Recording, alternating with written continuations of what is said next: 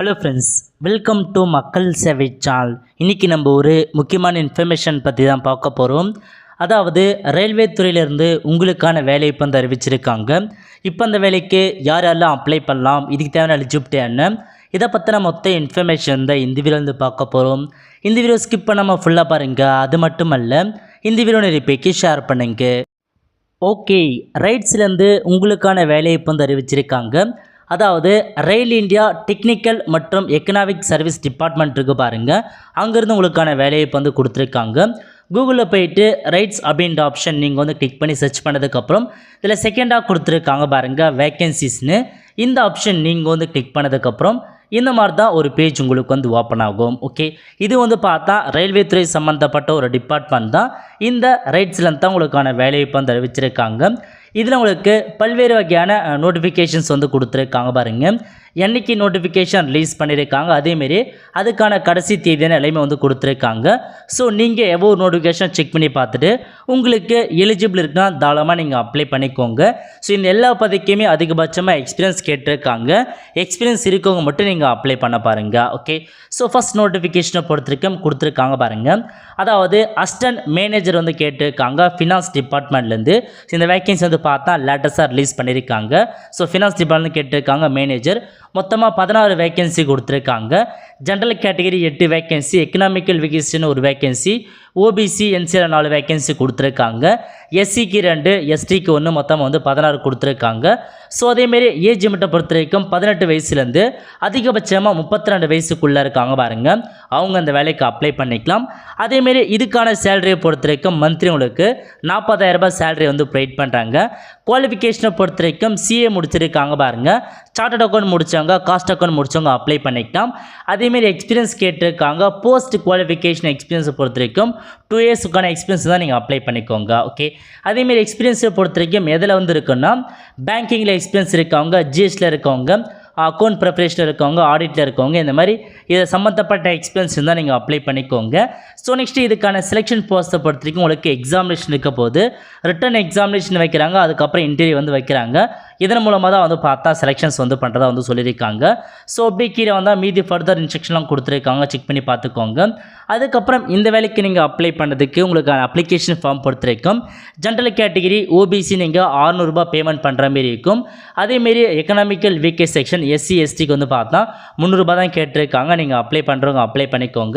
So அதேமாரி எந்த மாதிரி டாக்குமெண்ட்ஸ் தேவைப்படும், எப்படி அப்ளை பண்ணுறது, அதேமாரி உங்களுக்கான எக்ஸாமுக்கான சிலபஸ் என்ன, எல்லாமே உங்களுக்கு தெளிவாக வந்து கொடுத்துருக்காங்க, செக் பண்ணி பார்த்துக்கோங்க.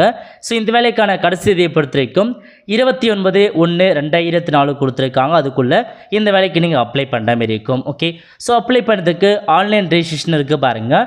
இதில் போயிட்டு உங்களுக்கான அக்கௌண்ட்டை நீங்கள் வந்து கிளிக் பண்ணி ரெஜிஸ்ட்ரேஷன் பண்ணி நீங்கள் வந்து பார்த்தா அப்ளை வந்து பண்ணுற மாரி இருக்கும். ஸோ உங்களுக்கான எலிஜிபிலிட்டி இருந்துச்சுன்னா தாராளமாக வந்து பார்த்தீங்கன்னா இந்த வேலைக்கு நீங்கள் அப்ளை பண்ணிக்கோங்க. ஸோ எந்த வேக்கன்சிஸ் அப்ளை பண்ண போகிறேன்னு கேட்டிருக்காங்க. இல்லை எக்கச்சக்கமான வேலையை இப்போ வந்து கொடுத்துருக்காங்க. கண்டிப்பாகவே இன்னமும் ஒரு சில பதவிக்கு லாஸ்ட் இது வந்துருக்கு. ஸோ எல்லாம் ஒவ்வொரு நோட்டிஃபிகேஷன் நீங்கள் பார்த்துட்டு அப்ளை பண்ணுறாங்க, தாராளமாக அப்ளை பண்ணிக்கோங்க. எந்த மாதிரி பதவியெல்லாம் கொடுத்துருக்காங்க பாருங்கள்.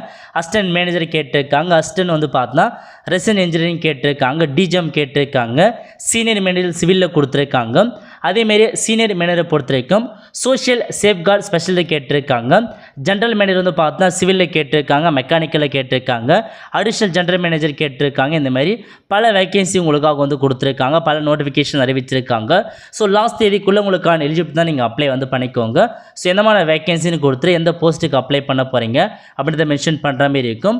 அதுக்கப்புறம் உங்கள் நேம் என்ன எல்லாமே நீங்கள் வந்து சப்மிட் பண்ணதுக்கப்புறம் ஸோ ஃபர்தர் இன்ஃபர்மேஷன்ஸ்லாம் கேட்கும், டாக்குமெண்ட்ஸாக நீங்கள் வந்து அப்லோட் பண்ணி இந்த ஜாப்க்கு அப்ளை பண்ண மாதிரி இருக்கும். ஃபீஸில் வந்து பேமெண்ட் பண்ணிக்கோங்க. ஓகே, ஸோ அப்ளை பண்ணுறதுக்கான லிங்க் தான் கொடுத்துருக்காங்க. அதுக்கடுத்து செகண்ட் நோட்டிஃபிகேஷன்ஸ் கொடுத்துருக்காங்க பாருங்கள். இது வந்து இன்ஜினியரிங் கேட்டிருக்காங்க, கெமிக்கலில் 2 வேக்கன்சி கொடுத்துருக்காங்க. 40 வயசுக்குள்ளே இருக்கவங்க அப்ளை பண்ணிக்கலாம். இதுக்கு நீங்கள் பேச்சுலர் டிகிரியில் வந்து பார்த்தா இன்ஜினியரிங் முடித்தவங்க, டெக்னாலஜி முடிச்சிருக்காங்க பாருங்கள் கெமிக்கலில், அதுக்கப்புறம் கெமிக்கல் டெக்னாலஜி டெக்னாலஜி முடிச்சவங்க பாருங்கள், இந்த மாதிரி இருக்கவங்க அப்ளை பண்ணிக்கோங்க. ஸோ இதுக்கான செலெக்ஷன் ப்ராசஸ் பொறுத்தவரைக்கும் உங்களுக்கு ஸோ எந்த மாதிரி செலெக்ஷன்ஸ் கொடுத்துருக்காங்க செக் பண்ணி பார்த்துக்கோங்க. இதுக்கும் வந்து ரிட்டன் எக்ஸாமினேஷன் மற்றும் இன்டர்வியூ வந்து கொடுத்துருக்காங்க.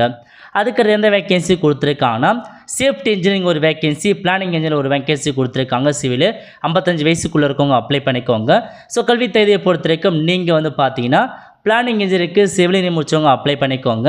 அதேமாரி சேஃப்டி இன்ஜினியர் பொறுத்த வரைக்கும் நீங்கள் வந்து எனி டிகிரி முடிச்சவங்க அப்ளை பண்ணலாம். அது கூடயே வந்து அது சம்மந்தப்பட்ட சேஃப்டி சம்மந்தப்பட்ட டிகிரி படிச்சோன்னு சொல்லியிருக்காங்க. அதேமாரி எக்ஸ்பீரியன்ஸ் வந்து கேட்டிருக்காங்க, செக் பண்ணி பார்த்துக்கோங்க. இந்த வேலைக்கான செலெக்ஷன் ப்ராசஸ் கொடுத்துருக்காங்க பாருங்கள், இன்டர்வியூ மட்டும் தான் இருக்க போகுது. இதுக்கு வந்து பார்த்தா எக்ஸாமினேஷன் கிடையாது. ஓகே, அதுக்கடுத்து எந்த பதவி கொடுத்துருக்காங்கன்னா சீனியர் ரெசிடென்ட் இன்ஜினியரிங் கேட்டிருக்காங்க. எலக்ட்ரிக்கலில் 2 வேகன்சி கொடுத்துருக்காங்க. செக்ஷன் இன்ஜினியரிங் வந்து கேட்டிருக்காங்க. சிவில் டிசைனில் ஒரு வேகன்சி.